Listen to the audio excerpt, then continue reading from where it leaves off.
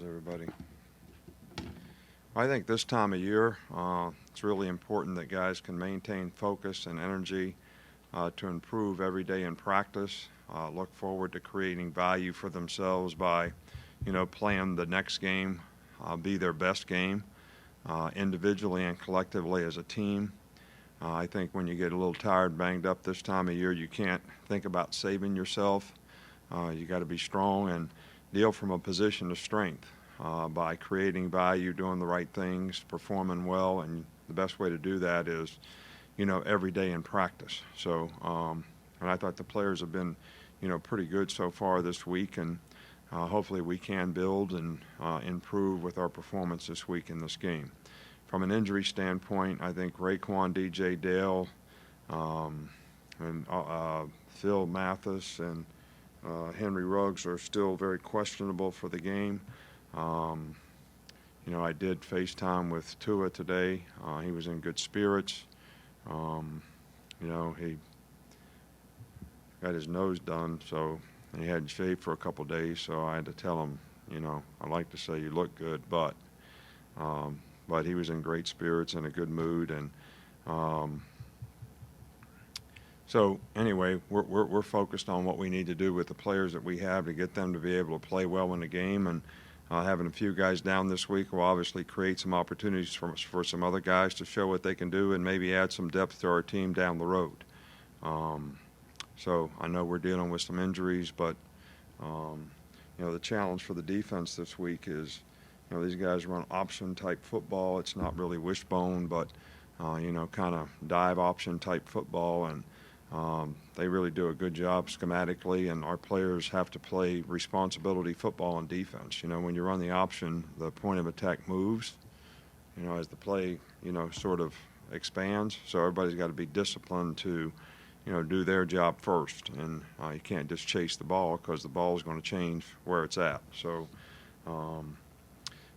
we mentioned before that we're excited about what the senior group that we have has been able to accomplish here. I think they won, 50 games so far in their career, 4 years, and 64 games over a 5-year period is, pretty significant accomplishment, for those guys. So hope our fans, come out and recognize this group on Saturday and show their appreciation for, what they've done and how they've represented the university and the football program.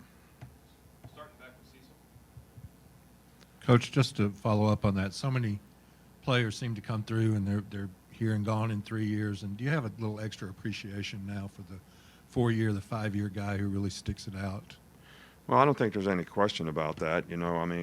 If a guy's here for 3 years, he obviously does a really good job, and we appreciate them and what they've done. And, we just hope that they all make good business decisions about what they do in their future.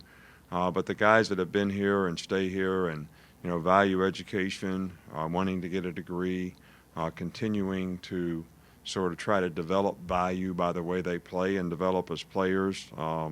They become leaders, they're more mature, and they certainly have a great impact and set a great example for some of the younger players.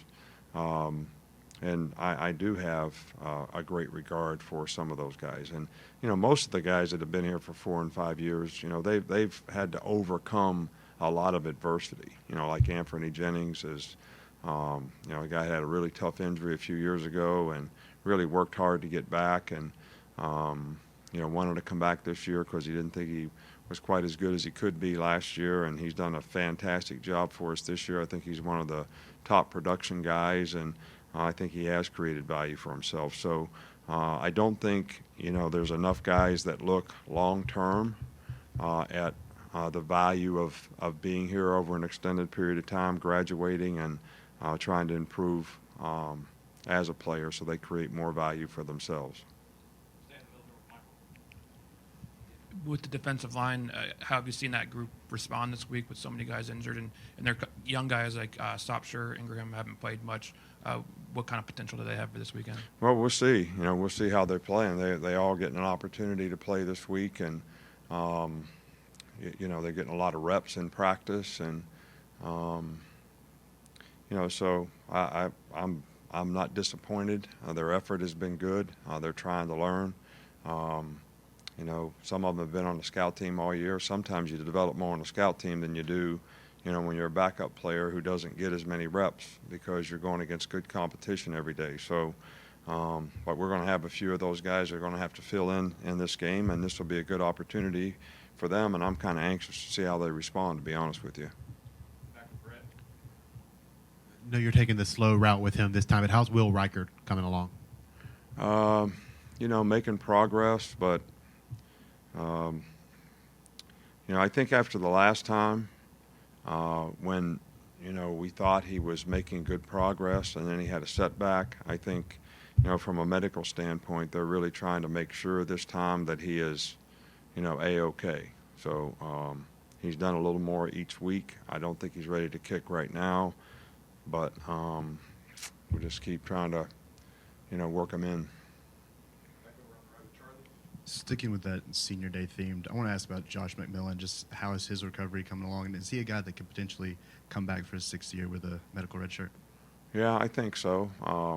We'll definitely petition for that, and then at least he'll have a choice as to whether he wants to do that or not. But all those guys are doing really well. Dylan's doing well. He's doing well. Trey Sanders is doing well. LeBron Ray is, come a long way in his rehab.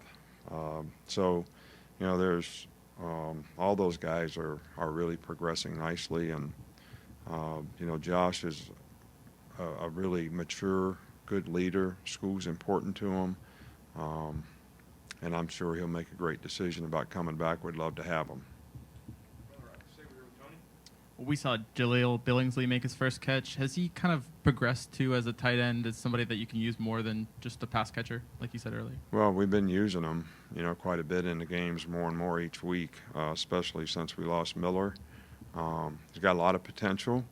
He's improved a lot as a blocker, and I do think he can make a contribution. I think knowledge and experience is really important with him, so he's confident in what he's supposed to do and how he's supposed to do it, why it's important to do it that way. But he is a very athletic guy. He's a good pass catcher, but he's really made a lot of improvement as a blocker.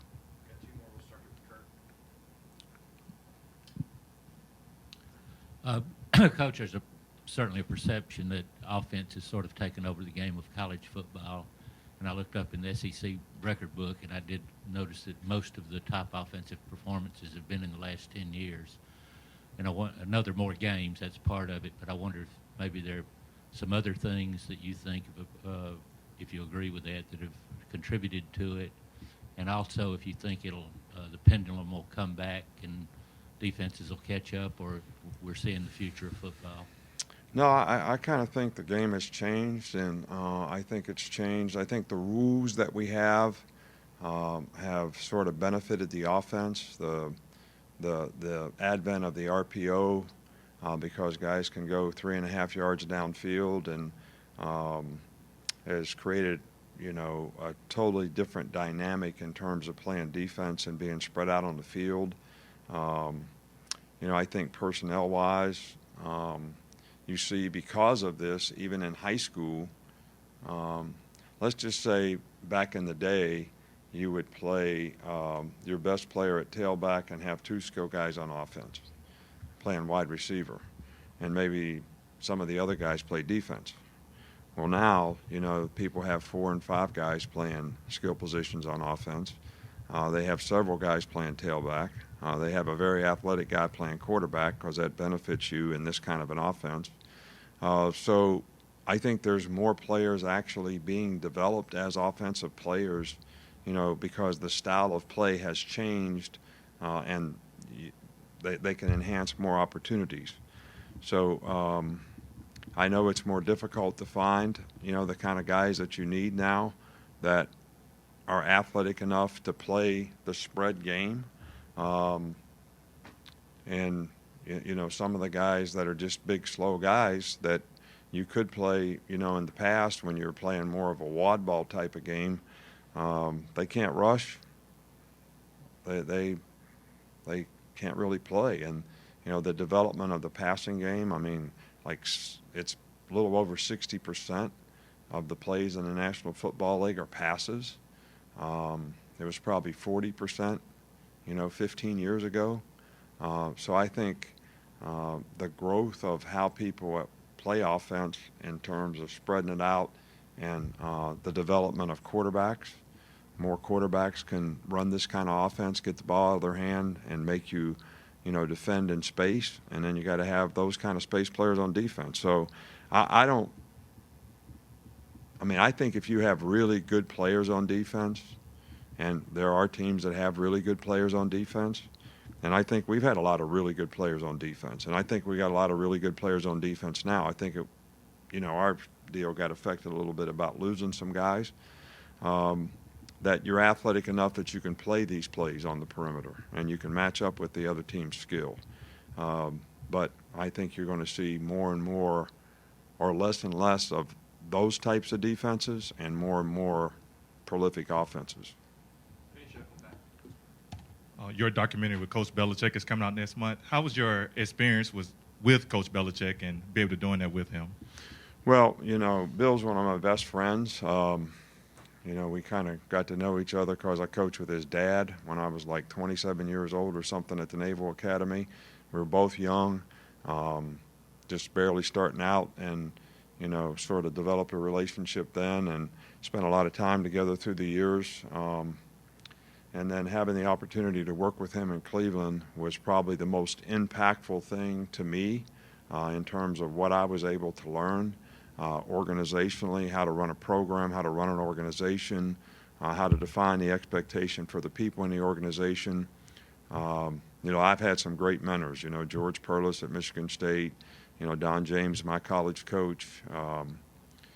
I've learned a lot from just about everybody that I've coached for, but, Bill was unique in terms of how he did things and how well organized he was, and I've benefited tremendously from that experience.